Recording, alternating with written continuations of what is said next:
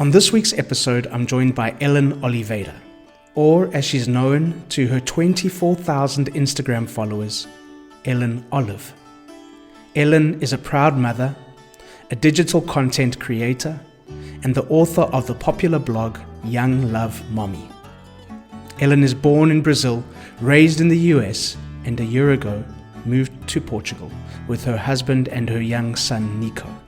In this episode, Ellen talks about the challenges of moving to Portugal during the pandemic, why they moved to Portugal in the first place, and Nico becomes the youngest ever guest on the Portugal The Simple Life podcast, and he steals the show. Welcome back, or welcome to another episode of Portugal The Simple Life. I'm delighted to be joined here by Ellen Oliveira, or Ellen Olive, as she's known in some parts of the world. Ellen, thanks for joining us. Thanks for having me, Dylan. Yeah, it's much easier to say Olive than Oliveira, so we just go by that.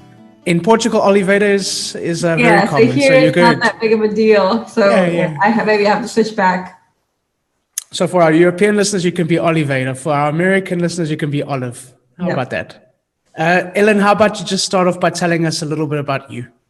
Okay, well, I was born in Brazil, raised in the US, and now we're living in Portugal. So it's kind of like a atypical move, I guess, for most people, since usually, I'm assuming you speak mostly to expats that are not really in touch with Portugal, since I am Brazilian, so I kind of have like my leg up on the Portuguese language, and it makes it a little easier.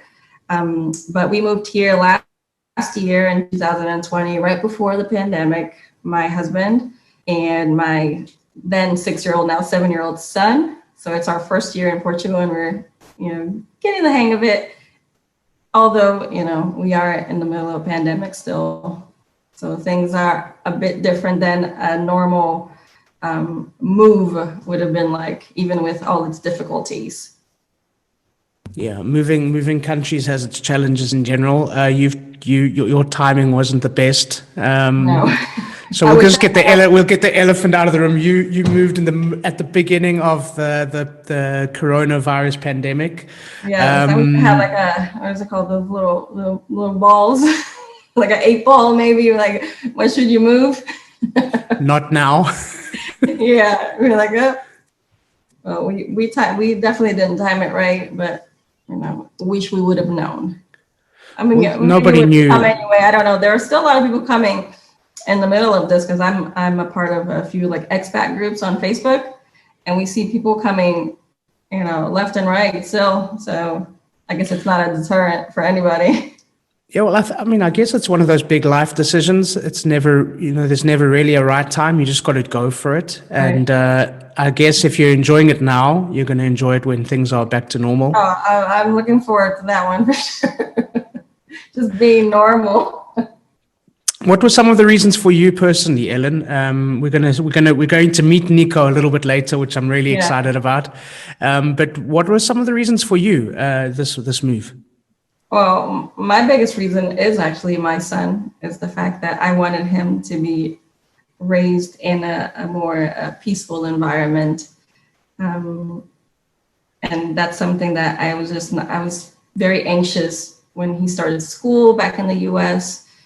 And it just, my husband and I discussed it, and we decided that it would be best for us to plan a move somewhere else that we don't have to deal with just dangerous things for a kindergarten, for example, that we had to deal with, at least thinking about things that could happen in the US. And I didn't want to live that way, and I didn't want my son to live that way either. And, that's really the main reason. Well, probably the only reason right now, because we were comfortable. We had a wonderful, happy life there. But when he started school, it just gave me a lot of anxiety. And, we just started discussing alternatives. And Portugal was one of the alternatives. I mean, what was it? What were the other places that you were considering? Well, originally we thought about even moving back to Brazil, although I was raised in the US, so I didn't have anything to like get back to, since all of my family also lives in the US, cousins, grandparents, aunts and uncles, everybody's there. So that's all I know. And I probably went back to Brazil, let me see, twice in the span of 25 years. And before moving here, we did go to Brazil for around 4 months to try to see if maybe, that would be a good solution. But I just couldn't pull the trigger. So went back to the US and then, started the whole process again to try to move somewhere else. And my husband came to Portugal first. So we stayed like about a year apart. And until he got everything up and running here, because to us, it was the easiest place to get our residency in. So that's why he came first, so that we don't have to deal with anything we got here, it was, legal. And, he didn't want us to go through that and just wait. So he came first, we came after, and then the pandemic hit us right back with all our planning and organizing. We've had a lot of people on the podcast that have moved from all over the world and come to Portugal for various reasons. You're one of the first guests we've had on the podcast that have moved here with a young child.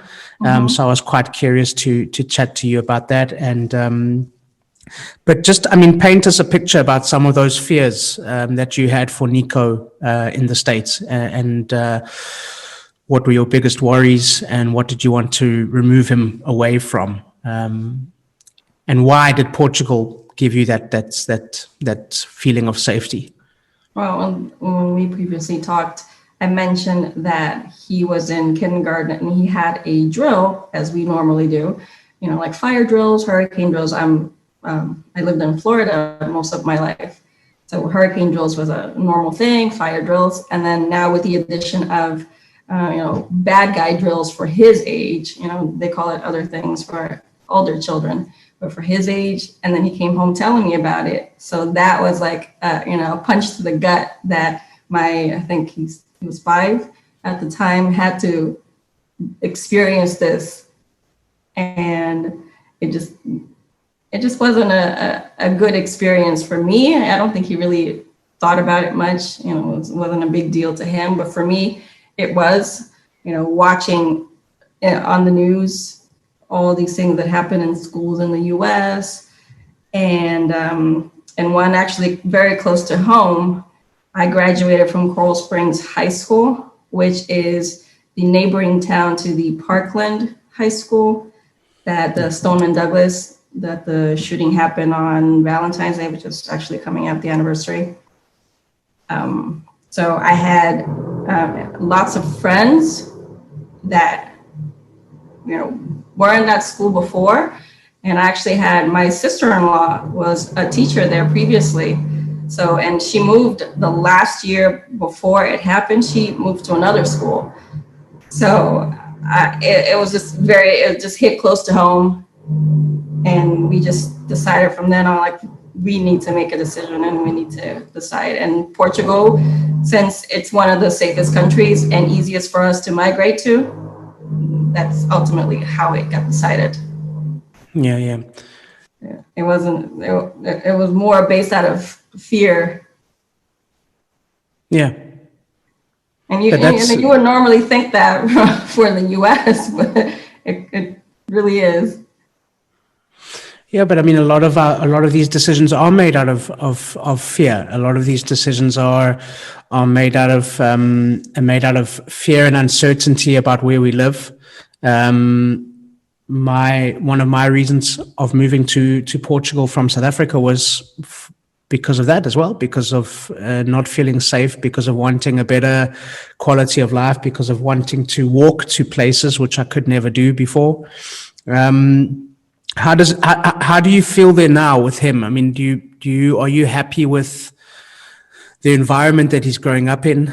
Are you happy with the lifestyle that he has there and that you guys have got there? School, it is different than it would normally be.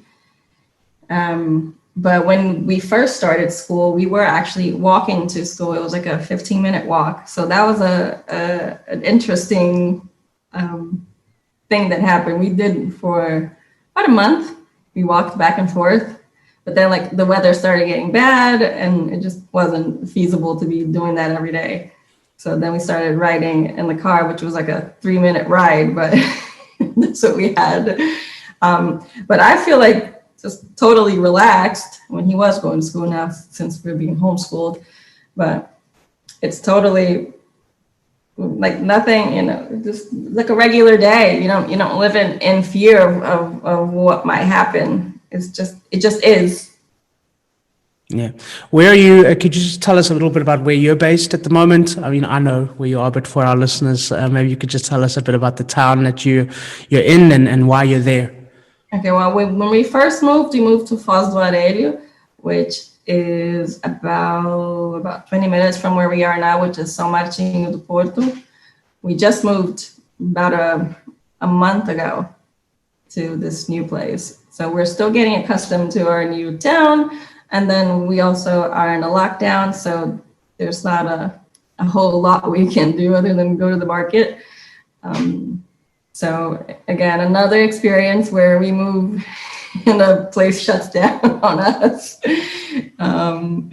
But I mean, we're taking it day by day in stride, and as everybody else is going through a pandemic as well. And some places are worse than others at different times, and this is our time to stay home, and that's okay. I mean, in normal circumstances, this is a great place for a child to grow up. Tell people a little bit about what makes it so nice for kids. I mean, you've got the bay, you've got the park, you've got all these little mini adventures that Nico can go on. But just tell people a little bit about your village. Well, the village here has a very beautiful bay with lots of places to walk in and climb, and there's different what do they call them? Miradouros, or lookouts. Lookout points. Yeah, lookout points here that are quite nice. The water, for me, cold. My son doesn't mind it. My husband doesn't mind it. I probably won't be visiting the beach other than for tanning purposes. We take little walks, and he takes his bike out, and there's a nice path here too for bikes in front of the beach, which is really nice. Our previous Foz do Areio, the village, didn't really have that. Like, it has a wonderful walking area, but no actual bike path or anything like that. So this is quite nice in comparison. It just makes it more apt for us to visit the beach, especially with his bike. So we're enjoying it. It's more populated than Foz do Areio. Foz do Areio is quite empty. Yeah, a little bit quieter. Yeah. And what some of the other places that you visited? I know you've been to Arbij and Cascais, but maybe you can share with our listeners some of the other places you've visited in the country that you've enjoyed. Well, we actually when we moved, we had a bunch of trips, like little tiny trips planned, and we actually got to go on this trip. We went to Terceira Island in the Azores. So we spent a few days there right before everything just shut down. So that was really nice to visit. We had a good time there. And then, like we've said, we went to Cascais and Lisboa. We go often, or we used to go often. I haven't been to the Algarve yet. That's again on the list, but we haven't been able to go that far, and we haven't gone up north either. I'm excited for that, but we've visited a lot of the neighboring like larger cities and villages in the area. What are some of the things that have surprised you about Portugal that you weren't expecting? I'm all about just being quiet, and here it's pretty relaxing. It's just a relaxing atmosphere. Everybody is more laid back. You know, not the drivers. The drivers are they're like the opposite of how the Portuguese are normally, except when driving. Yeah, it's the only time you're seeing a Portuguese person get aggressive is behind the steering wheel. Yeah, they definitely have a place to go. And how about some of the I know you took a trip to that amazing bakery in the middle of São Martinho that does the pastéis nata. Yes. What about the food and the pastries and things like that? Have you been enjoying it? Yes. Yeah. I'm not a sweets person, but I will eat the pastel de nata. That's the only one that I actually like. I want that for my afternoon coffee because I don't typically go for sweets. But that one, I will definitely eat that one. Yeah, and then as far as food, I'm not a seafood person either. I'm just very atypical. So, and I know that the food here in Portugal is based on a lot of seafood. So for me, it's not that wonderful. My husband, he loves it. So, we give or take. You have to get used to the seafood. I also wasn't a big seafood person when I arrived.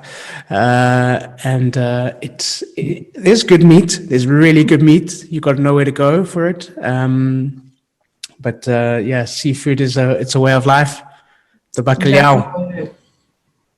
Have you got used to the bacalhau? Well, that one, I'm used to that one because as a Brazilian, my parents make some bacalhau dishes for the holidays. Okay. So I'm used to it, but I never ate it. It was kind of like the older generation food for the holidays. They make it every single holiday. We have it, but I don't eat it. I don't know any of my siblings or cousins that actually eat it. It's just the older crowd in our family. I don't know if we're gonna take that over to the next generation. Well, Nico's got to revive the bacalhau, the eating the bacalhau tradition. Well, it's the Portuguese way, Ellen. It's the Portuguese way. Come on. That is the other issue because Nico is a vegetarian, so he does not eat any meat whatsoever. No fish, goodness. No chicken. So it's dying with my parents. Okay, well, at least you've got that farmers market there in São Martinho de Porto. It's a great market for fruit and veg and things like that, and still open at the moment. So at least he's got that too. I didn't even know it was open. Yeah, it is. Oh, well, good to know. Shall we bring Nico in and have a little bit of a chat with him? Of course. Yeah.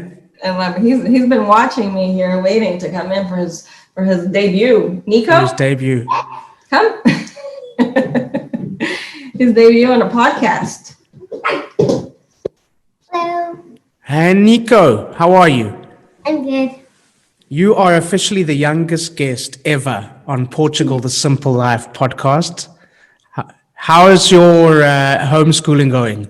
Your online lessons? It's good? Yeah. Are the teachers still being nice? You have a nice teacher, right? You like your teacher. Tell us about your teacher. She helps us do. She reads the stuff that we need to do on our books because we can't read so good yet. You can't read so good. You're learning, right? Give it time, Nico. And what's your teacher's name? Catarina. Catarina. Okay, so we must give a big shout out to Catarina from Catarina. Okay. What, Nico, what do you like about living in Portugal? I like about living in Portugal is the bike path. You like the bike path? Yeah. Your mom was talking about the bike path that you can cycle. Yeah. Gotcha. That was I've been trying to tell you. Oh, you've been trying to tell me that. Okay. Yeah. So are you going onto the bike path later? Are you going to ask your mom to take you? The sun is out, so if it doesn't rain in the next hour or so, we might. But Nico? we best need to bring a like a umbrella. That's Just in case. Yeah, just in case. Tell me, Nico, your mom tells me that you're a vegetarian, okay? But what food do you like in Portugal? French fries, ice cream. Okay. Do you like the ice cream place that's on the beachfront? Have you been there before? Before it closed? One time. Yeah. One time. No, Okay. But it was before we moved. Yeah, we visited so much, last summer, and we went to the ice cream shop. Yeah, and now it's on lockdown. Now it's closed.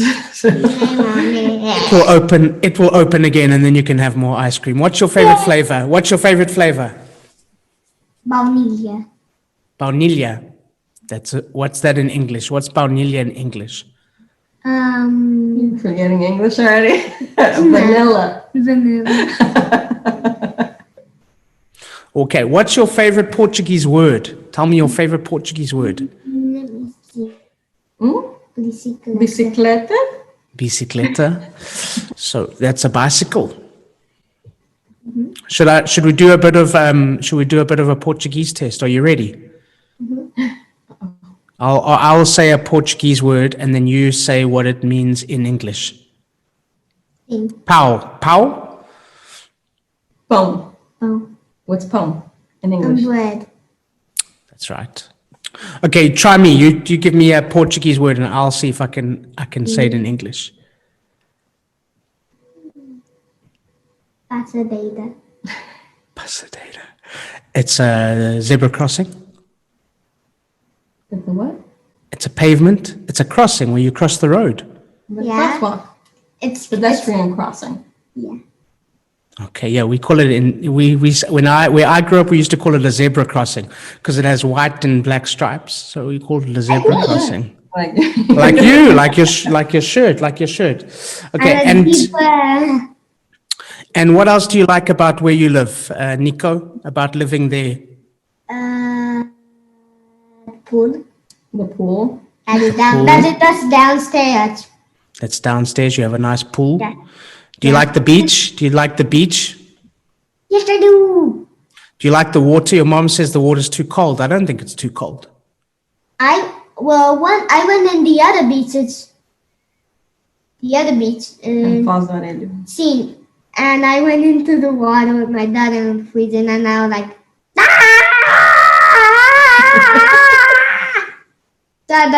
so I just came out of the water like it. And the water here in São Martinho de Porto, what do you think of the water there? Do you think it's okay? Is it a little better? I never went in it. You did. Well, you said it had seaweed. You don't like seaweed. Sometimes it has seaweed, yeah. Yeah, the day that we went, it had a lot of seaweed. And yeah, and I don't like it. You don't like the seaweed. So I never go to that place. I never go there. When it gets warmer, you might have to, you'll go and there'll be less seaweed on some of the days, and then you can try the water again, yeah? Okay. And also my dad carried me through the water. He carried you over the seaweed? Yeah. I was still too scared. You're scared of the seaweed? Mm-hmm. Nico, tell me what's different for you, what's different from living in Portugal from living in the US, in your old home? The language? Yeah, the language. But you're learning very quickly. You already know some words. Yeah. Well, his school has 15 students. Yeah, that is primeiro ano, segundo ano, o quarto ano.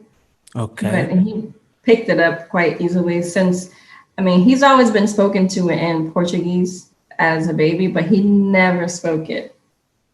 And then here it just, he's learning it, but he's gotten so much better at Portuguese and really quickly.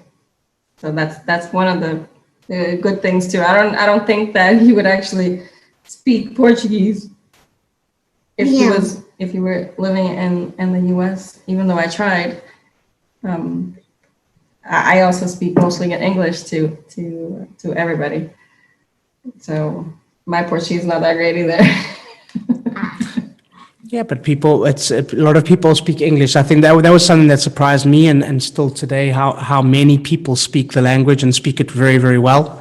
And that's always helpful when you're settling in and getting used to the new surroundings, I guess. Well, in your classroom, there are 3 kids that speak English? Jessica, Samantha, she's learning. She's learning because she's a 4th grader, so she has English lessons. And Michael. Mm-hmm. Wow, so how many of you are learning are speaking in English? 3. 3 of you, wow. Yeah. Okay. But including me, that equals 4. And have you learned any Portuguese songs? Sing. Can you sing one for us? Laranja, suculenta, logo logo pela manhã, ao almoço, sobremesa, vou comer uma maçã, uma banana, na dia, para o tentar de brincar, e pera também como logo depois de jantar. Fruta fresca bem madura, e o quarto estações, comer fruta, baiaras, vai nos pica-pinhões. Sabe também comer fruta, e logo faz crescer, experimentas aí, somos assim, frutas, vai beber.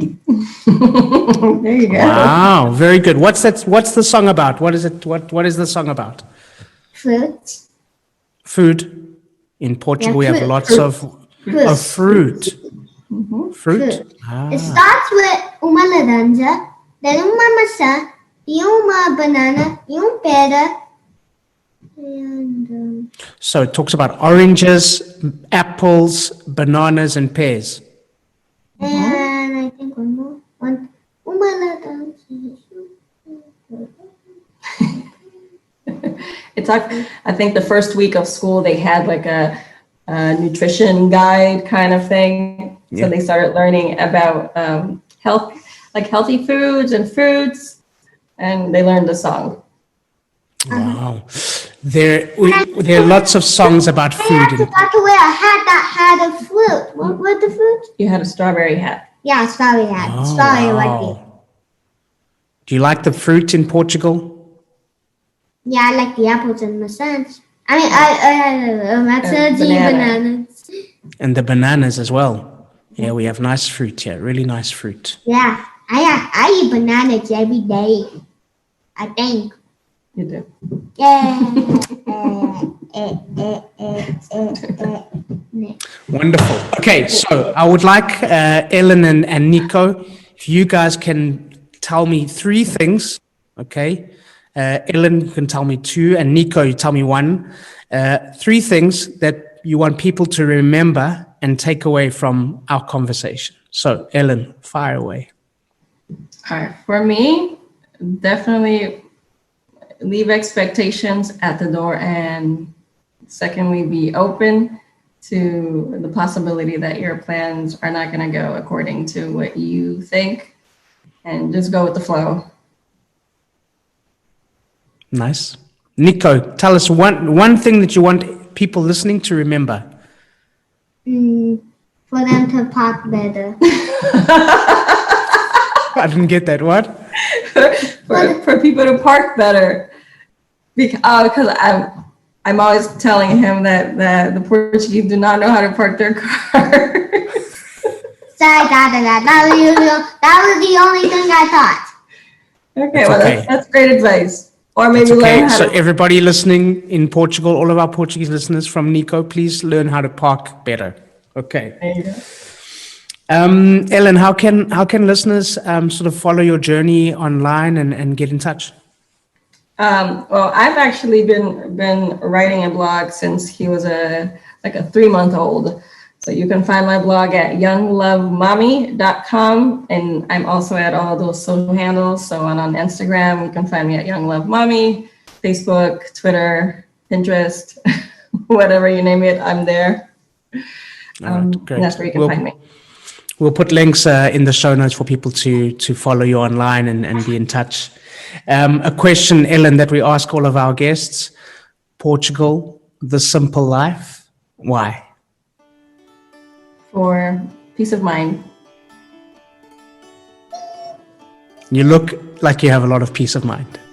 I do. Okay. In a pandemic. In the middle of a pandemic, yeah. Yep. Wonderful. Thank you so much. Thanks for your time. And Nico, I'm going to let you call it. It's a wrap. So thank you once again to Ellen and Nico. And thank you to all of you for listening. Please subscribe, share with your friends, give us a thumbs up, and please leave a comment or a review. We'd love to hear from you. And as we say in Portugal, te próxima. Welcome to the simple life.